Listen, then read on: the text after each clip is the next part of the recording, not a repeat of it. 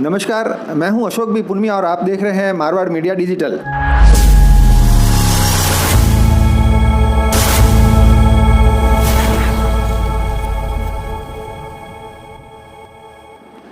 बीते कल यानी 10 नवंबर 2024 को बाली के सरकारी उप जिला अस्पताल में एक इतिहास रचा गया। बाली के सरकारी अस्पताल के हड्डी रोग विशेषज्ञ डॉक्टर श्री उमेश गुप्ता ने एक मरीज़ के घुटने का प्रत्यारोपण कर उन तमाम मरीजों को एक आशा की किरण दिखा दी जो बाली अथवा बाली के आसपास के क्षेत्र में रहते हैं और घुटनों की समस्याओं से पीड़ित हैं।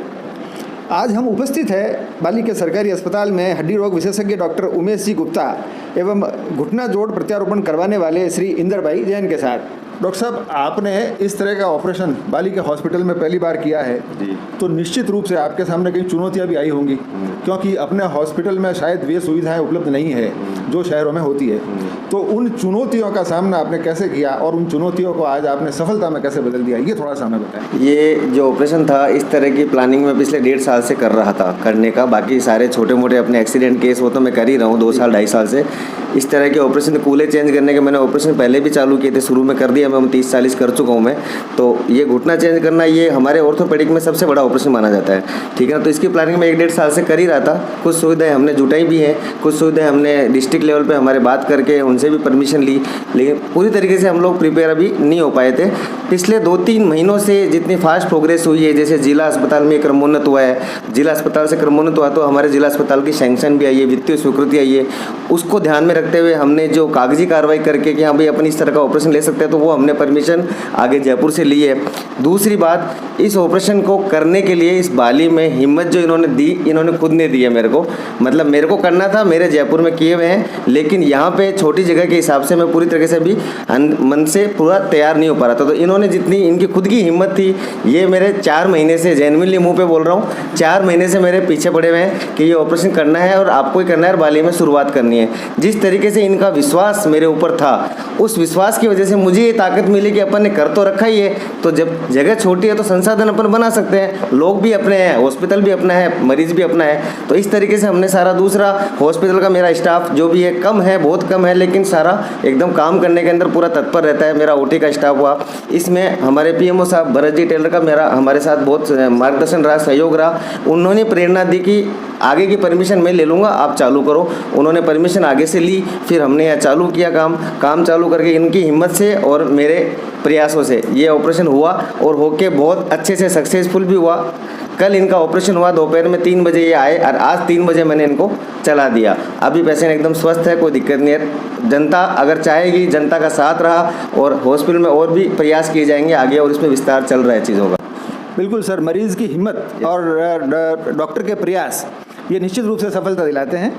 अब घुटने के ऑपरेशन के बाद एक मरीज़ कितने दिनों बाद चलने लगता है घुटने के और सर ऑपरेशन के बाद और उसके चलने के मध्य उसको क्या प्रिकॉशंस रखने चाहिए और क्या इलाज उसके बीच में लेना चाहिए, जैसे फिजियोथेरेपी है, वो थोड़ा उसके बारे में आप घुटने का ऑपरेशन एकदम स्ट्रेट फॉरवर्ड ऑपरेशन होता है। घुटने के ऑपरेशन के बाद मरीज को चलना जस्ट अगले दिन से आप 24 घंटे में जब बेहोशी का असर खत्म होने आ जाता है उसके बाद आप मरीज को चलना फिरना तो चालू तुरंत से करवा सकते हो। मतलब एक दिन मैक्सिमम 24 आवर जो अपन कर चुके हैं, इनको चलना फिरना अपन ने चालू करवा दिया है। अब अपने को जो प्रिकॉशन रहती है, जब अपने टाँके वाँके थोड़े लगाए होते हैं घुटनों में, अपन शरीर से छेड़छाड़ करते हैं, मांस वगैरह की कटाई करते हैं, तो वो चीज़ का घाव थोड़ा भरता है अंदर से शरीर, तो उसमें 10-15 दिन 2-3 सप्ताह का समय लगता है। तब तक अपने को घाव का ध्यान रखना होता है, घाव पे प्रेशर नहीं पड़े, टाँकों पे प्रेशर नहीं पड़े, वो ध्यान रखना पड़ता है। हल्की हल्की फिजियोथेरेपी हमको अगले दिन से चालू करनी है, जो अपन इनकी कल से चालू करेंगे, जिससे खून का दौरा शरीर में चलता रहे तो मांसपेशियां कमज़ोर नहीं हो।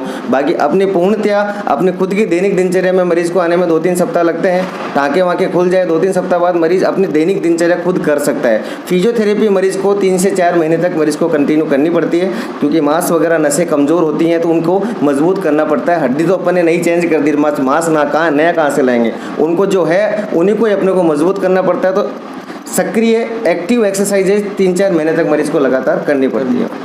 ठीक है सर। चूँकि सर आप चिकित्सक हैं और एक चिकित्सक को रोज़ 50 पेशेंट को हैंडल करना पड़ता है, उसमें बहुत से पेशेंट मजबूत मनोबल वाले होते हैं, कुछ पेशेंट कमज़ोर मनोबल वाले भी होते हैं। तो आप किसी पेशेंट को कैसे तैयार करते हैं ऑपरेशन करवाने के लिए? इसमें केवल एक ही लाइन बोलना चाहूँगा, ज़्यादा नहीं। मेरी माँ का संस्कार है जो इस दुनिया में अभी नहीं है। मेरे घर पे मैंने कैमरे भी लगा रखे हैं, तो ये मैं बोलना ही चाहूँगा कि मैं रात का अभी यहाँ से हॉस्पिटल से जाके 10 से 11 बजे का टाइम मेरा खाली सुबह के से शाम तक जो मेरा कैमरा रहता है, उस कैमरे में मैं खाली ये देखता हूँ कि आज मैंने पूरे दिन में कितने मरीज़ देखे।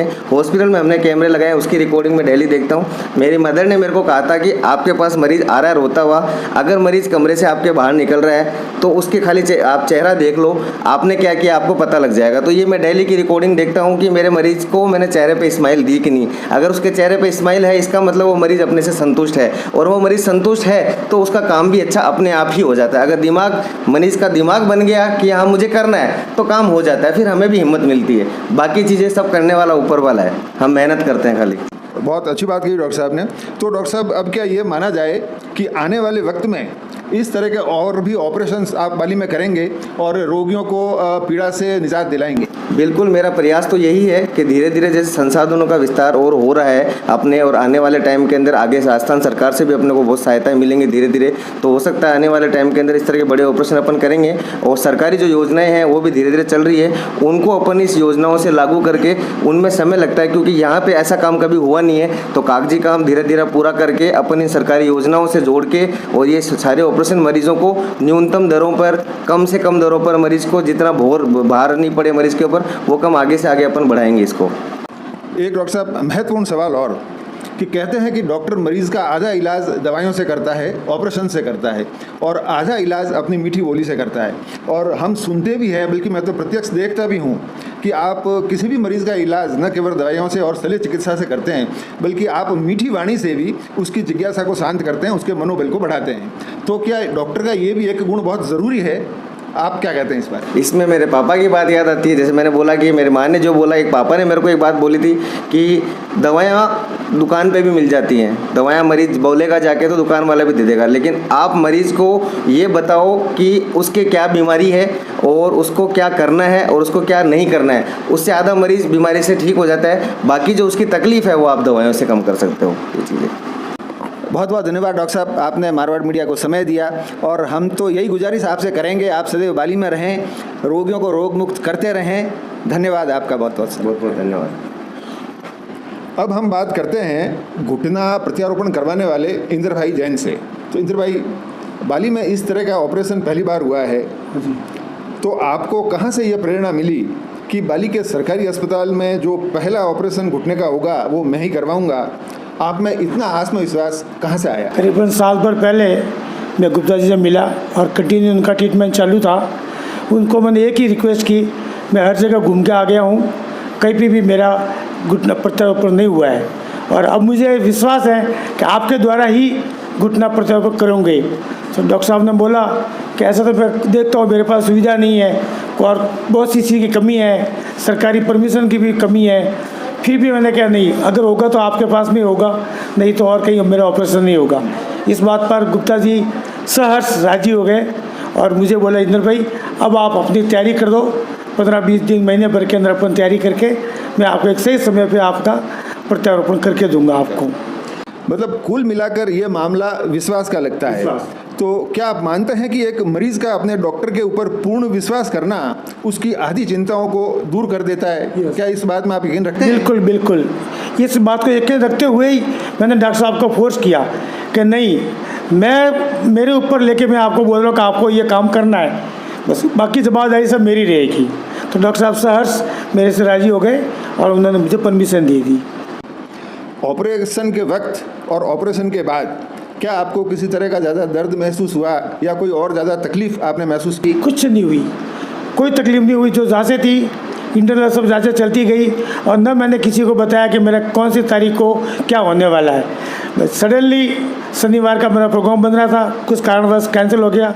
संडे को मेरा 11:39 पे अभिजीत वार्ड के अंदर मुझे 12:06 पे अंदर लेके गए। 12:28 पे मेरा जो बेहोशी का इंजेक्शन लगाया और उसके बाद में डॉक्टर साहब ने मेरा ऑपरेशन चालू कर दिया, जो करीबन 3.5 घंटा करीबन चला। आपके घुटने का प्रत्यारोपण हुए करीब 2 दिन हो गए हैं, तो अब आप कैसा महसूस कर रहे हैं? क्योंकि पिछले 10-15 सालों से आप इस पीड़ा को भोग रहे थे, तो उसमें अब आप कुछ राहत महसूस कर रहे हैं? बहुत कुछ, इतना राहत महसूस कर रहा हूँ कि बस मेरी नई ज़िंदगी मुझे मिली है। और डॉक्टर साहब की टीम का तो बहुत ही, जितना मैं शुक्रिया करूँ उतना कम है मेरे लिए, और बहुत अच्छा हुआ। और आज मुझे चलने का भी डॉक्टर साहब ने मुझे बताया और हम लोग करीबन 20-25 कदम चलते हुए वापस अपने जगह पर आ गया। बहुत बहुत धन्यवाद इंद्र भाई।